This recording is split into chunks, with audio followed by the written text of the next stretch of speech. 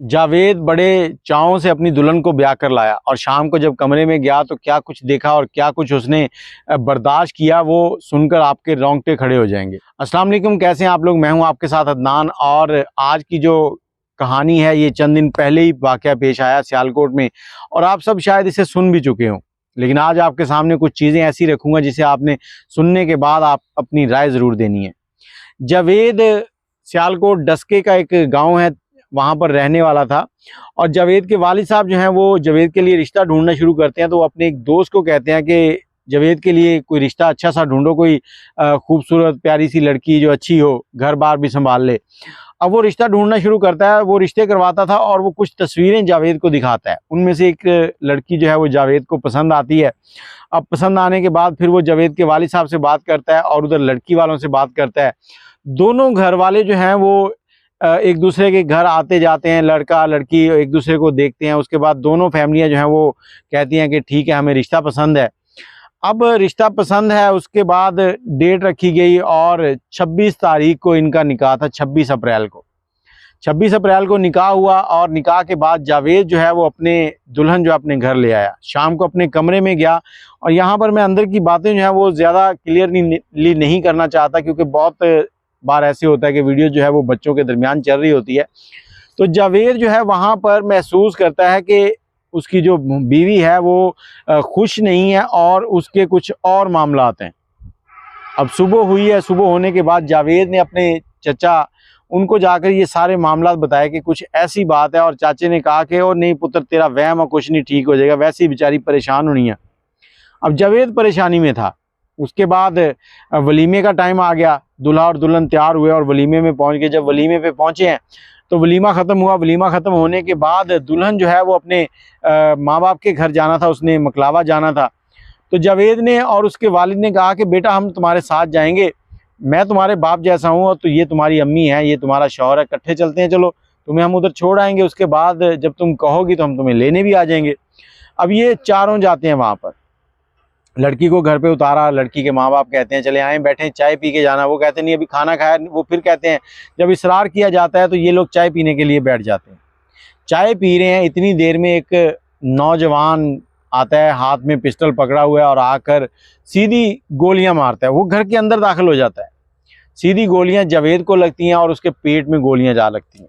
अब यहाँ पर अफरा तफरी मच गई और कहते हैं कि जो तफ्तीश हुई है उसमें दुल्हन जो है, दुल्हन के चेहरे पर कोई ऐसे मामला नहीं है। दुल्हन ने जल्दी से उसकी घड़ी उतारी, घड़ी उतारने के बाद उसका जो मोबाइल था वो निकाला, उसकी जेब से जो पर्स था वो निकाला, उसके हाथ में जो गोल्ड की रिंग थी वो निकाली है और कमरे में चली गई है। इधर दूल्हे का बाप जो है वो शोर डाल रहा है और जल्दी से अपने गाड़ी को बुलाता है। गाड़ी को बुलाकर बेटे को उठाते हैं, उठाकर गाड़ी में डालते हैं और वहाँ पे DHQ ले जाते हैं। वहाँ जब पहुँचते हैं वो कहते हैं जी हमारे पास ऐसी सहूलियात नहीं है, आप इसे गुजरांवाला ले जाएं। अब वहाँ से फ़ौरन लड़के को एम्बुलेंस में डालकर गुजरांवाला के लिए निकलते हैं। अब उसके पेट में गोलियां लगी होती हैं, खून काफ़ी बह रहा होता है और रास्ते में वो दम तोड़ जाता है। गुजरांवाला पहुँचे तो उन्होंने कहा जी आप लेट हो चुके हैं, आपका बच्चा अब इस दुनिया में नहीं रहा। बाप वहाँ से गाड़ी वापस लेके निकलता है। 26 तारीख को दुल्हन लेके आया था अपने बेटे की और 27 तारीख को अपने बेटे का जनाजा अपने हाथों में लेके आ रहा है। बाप के ऊपर क्या बीती। अब ये मामला क्या थे। जैसे ही वो घर पहुंचे हैं उसके बाद पुलिस को बुलाया गया, FIR हुई। FIR के दौरान जब लड़की वालों से पूछा गया कि ये बंदा कौन है, हम 5-6 महीने से आपके घर आ रहे हैं, हमने इसको नहीं देखा। अब लड़की का बाप जो है वो बता रहा है कि ये मेरी बेटी का आशिक है। अब सोचें कि उस बाप के ऊपर क्या गुजरी होगी जिसके घर में पुलिस आ गई है उसकी बेटी के आशिक की वजह से। और वो कहते हैं कि ये शराबी और डाकू टाइप बंदा था, हमने इसको रिश्ता नहीं दिया और ये बज़िद था कि इसकी शादी हमारे बेटे से की जाए, उसके साथ की जाए, हमारी बेटी की। तो ये वजह है, उसने आकर इसलिए गोलियां मार दी कि हमारी बेटी उसकी बीवी नहीं बनी बल्कि जावेद की बीवी बन गई है। और दूसरी तरफ जो जावेद की बीवी है उसके चेहरे पर कोई वो नहीं थी, नदामत, कुछ ऐसा नहीं था। और कुछ लोग तो कहते हैं कि वो फौरी तौर पर घर से कुछ सामान उठाया और अपने आशिक के साथ फरार हो गई है। अब यहाँ पर एक FIR लॉन्च होती है और उसके आशिक का नाम था रहमान। रहमान के ऊपर और लड़की के बाप पर, भाइयों पर और लड़की पर FIR दर्ज हो जाती है और कुछ लोग जेल में हैं, बाकी कुछ रहते हैं, वो भी गिरफ्तार हो जाएंगे। कितने दिन बचेंगे। ये सारा वकूआ पेश आ गया है। दूल्हे का क्या गुनाह था, मैं यहाँ पर ये पूछना चाहता हूँ कि दूल्हे को क्यों गोलियां मार दी गई। गोलियां मारनी थी तो उसने अपनी माशूका को गोलियां मारता, कि उसने क्यों हाँ की निकाह के लिए। और मैं यहाँ पर यही कहना चाहूँगा कि वालिदैन जो है ना, वो अपने बच्चों के लिए कभी बुरा नहीं सोचते। अगर बच्चे की उम्र 20 साल है तो वालिदैन की उम्र कोई 45-50 साल के करीब होगी।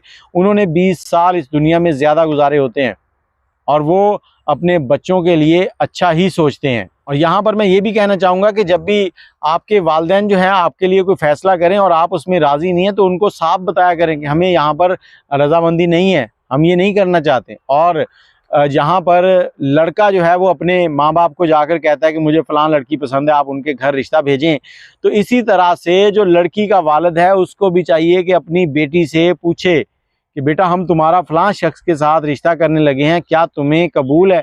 और अगर लड़की को कबूल हुआ तो वो शर्मा के सर झुकाएगी, और अगर कबूल नहीं है तो आपको उसके चेहरे को पढ़ना होगा। और खुदा के लिए ऐसा जुल्म ना किया करें कि बेटी सारी ज़िंदगी के लिए जलील हो जाए। और इस तरह की जो जलील किस्म की लड़कियां हैं उनकी तो स्पेशली ऐसे ही नशइयों के साथ शादी कर देनी चाहिए। जब एक बच्चा होने के बाद वो ठुड्डे मार मार कर कहेगा कि जाओ अपने माँ बाप के घर से कुछ खाने को लेके आओ, मैं नहीं कमा सकता, वो सिर्फ बदमाशी जो है वो 4 दिन की ही होती है। जावेद बेगुनाह मारा गया, लड़की उसे कोई गम नहीं है, क्योंकि जब नई नवेली दुल्हन का दूल्हा मर जाए ना तो उसके तो आंखों से आंसू नहीं रुकते कि एक दिन की सुहागन बेवा हो गई है। और यहाँ पर जो लड़की थी उसको कोई नदामत नहीं थी, वो अपने नॉर्मल सब कुछ चल रहा था उसका। बाकी आप अपनी राय कमेंट में ज़रूर दीजिएगा और किसी की ज़िंदगी ख़राब ना करें। अल्लाह हाफिज़।